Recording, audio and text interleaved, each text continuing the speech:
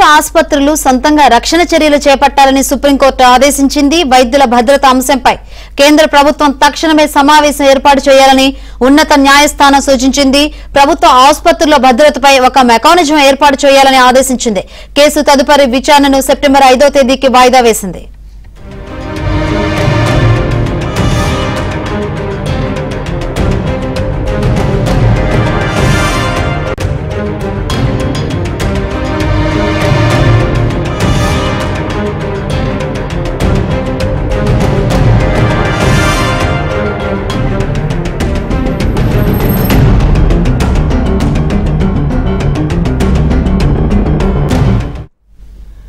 Private ఆసుపత్రులు సొంతంగా రక్షణ చర్యలు చేపట్టాలని సుప్రీంకోర్టు ఆదేశించింది. వైద్యుల భద్రత అంశంపై కేంద్ర ప్రభుత్వం తక్షణమే సమావేశం ఏర్పాటు చేయాలని ఉన్నత న్యాయస్థానం సూచించింది. ప్రభుత్వ ఆసుపత్రుల్లో భద్రతపై ఒక మెకానిజం ఏర్పాటు చేయాలని ఆదేశించింది. కేసు తదుపరి విచారణను సెప్టెంబర్ 5వ తేదీకి వాయిదా వేసింది. ఇదే విషయం గురించి మరింత సమాచారాన్ని మా ఢిల్లీ ప్రతినిధి సతీష్ అడిగి తెలుసుకుందాం. సతీష్, ఏంటి అప్డేట్స్?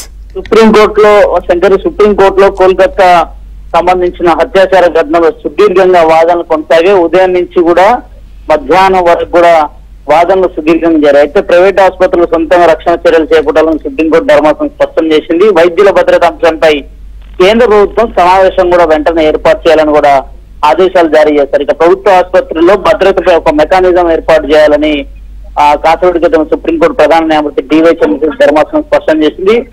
ఇక ఈ కోల్కతా ట్రైనీ డాక్టర్ హత్యాచార ఘటనకు సంబంధించి ప్రస్తుతానికి సుప్రీంకోర్టులో వాదనలు ముగిశాయి. కేసు విచారణను సెప్టెంబర్ 5వ తేదీకి వాయిదా వేశారు. ఇప్పటికే దీనిపైన దేశవ్యాప్తంగా కూడా ఒక టాస్క్ ఫోర్స్ కమిటీని నియమించారు. ఆ టాస్క్ ఫోర్స్ కమిటీ మొత్తం కూడా డాక్టర్లకు సంబంధించి వారి సమస్యలకు సంబంధించిన అనేక అంశాలను పరిగణలోకి తీసుకోబోతుంది. ముఖ్యంగా భద్రతకు సంబంధించిన అంశంలో కూడా ఏ విధంగా ఉండబోతుందనే అంశాలు చెప్పారు. ఈ రోజు ప్రధాన న్యాయమూర్తి చంద్రచూడ్ కొన్ని హాట్ కామెంట్స్ చేయడం జరిగింది. ఆర్జీకర్ హాస్పిటల్ కు సంబంధించిన ప్రిన్సిపల్ ను వెంటనే వేరే చోటుకు ఎందుకు ట్రాన్స్ఫర్ చేశారని అనే ప్రశ్నను కూడా ధర్మాసనం ముందు లేవనెత్తారు. శాంతియుతంగా నిరసన తెలుపుతున్న వారిపై ఎలాంటి చర్యలు తీసుకోవద్దని కూడా సుప్రీంకోర్టు స్పష్టం చేసింది. శాంతియుత నిరసనలకు రాష్ట్ర ప్రభుత్వం ఆటంకి కలిగించొద్దని, అదేవిధంగా నిరసనలకు అడ్డుకునేందుకు రాష్ట్ర ప్రభుత్వం ఎలాంటి చర్యలు తీసుకోవద్దని కూడా అంశాన్ని చాలా స్పష్టం చేసింది. అయితే వైద్యులు వెంటనే దేశవ్యాప్తంగా ఆందోళన చేస్తున్న వైద్యులంతా కూడా వెంటనే తిరిగి విధులు నిర్వహిస్తారని కూడా ఆశిస్తున్నానని కూడా